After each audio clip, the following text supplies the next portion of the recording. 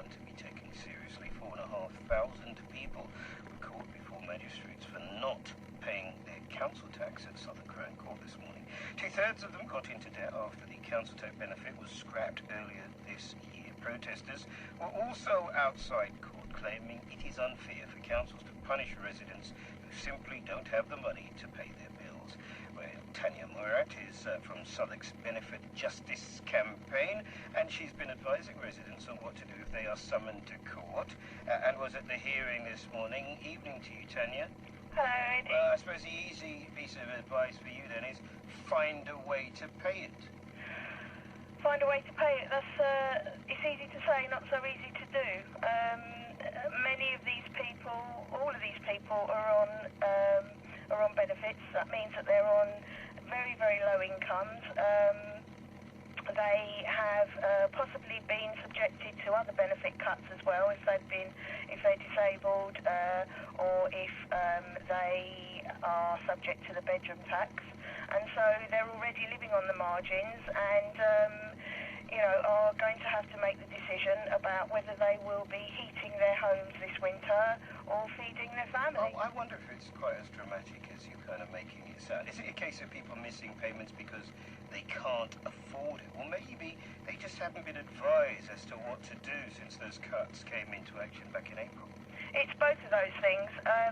There is a hardship fund that they can apply to, although it's not supposed to be for absolutely everybody. It's possible to apply to that hardship fund that the council set up, and we're advising people to do that.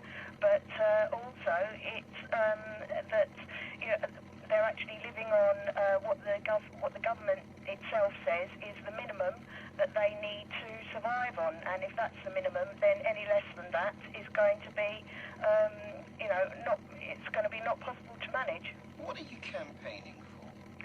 We are campaigning to stop the benefit cuts, effectively. What we're saying is that the government is using attempts to scapegoat people that are on benefits. There's a whole narrative being created about the idea that some of us are hard-working families, whereas others of us are scroungers, and that the scroungers are somehow responsible for all the ills in society, for the economic crisis. And our argument is that people on benefits didn't cause the crisis. They shouldn't be forced to pay for it, and we should demand that our council stands with us.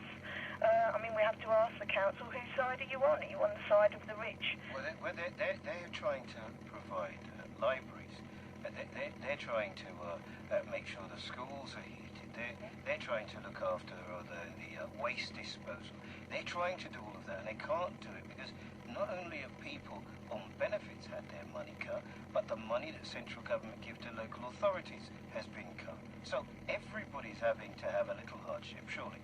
Well, not to the extremely rich in society. They're getting richer, as I'm sure you know. It's almost a daily headline as to how much tax they're avoiding and how much, how much more rich they're becoming, due to the government's tax cuts. So this is the politics of envy, then, is it? Well, no, it's the politics of reality. That's the reality of today's Britain, a return to the 1930s. And the fact is that these services do need to be provided, and they are being cut. But the people that are providing those services in Southwark, union members, members of Southwark Unison, they support our campaign. They understand that actually it's the people on benefits and working people who are all in this together, and that we need to fight together to get proper funding for services as well as decent benefits when we need them. Tanya, just let me ask you a broader question, and I'm sure you'll be able to answer. Yesterday, I had an interview with a striking teacher who had a similar argument, but that was to do with pensions a few days ago. I was talking to a striking firefighter who also thought that, the idea of them being asked to climb a ladder at 60 was ridiculous. We know about Plebgate, and many think that story about the police is because they were unhappy about cuts being made. Labour Party, Liberal Democrats are in coalition with the Conservative Party. All political parties believe that things need to be cut.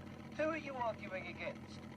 Well, what we're arguing is that you're right to say that there's a consensus, that austerity has to happen, but that consensus is wrong, and that the reality of the situation is that the rich have had huge tax cuts over the years, that governments,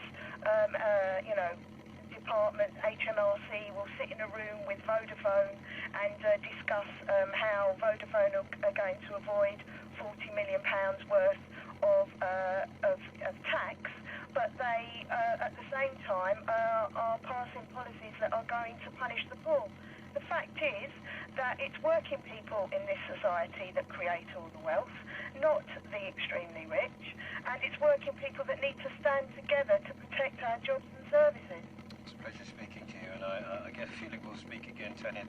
Thanks very much, and you probably know that there are more than just one or two that have been highlighted there for avoiding tax. Maybe you believe that Tanya has a point. Headline on that again: 4,500 people were called before magistrates for not paying their council tax at the Southwark Crown Court this morning. Something that we're seeing across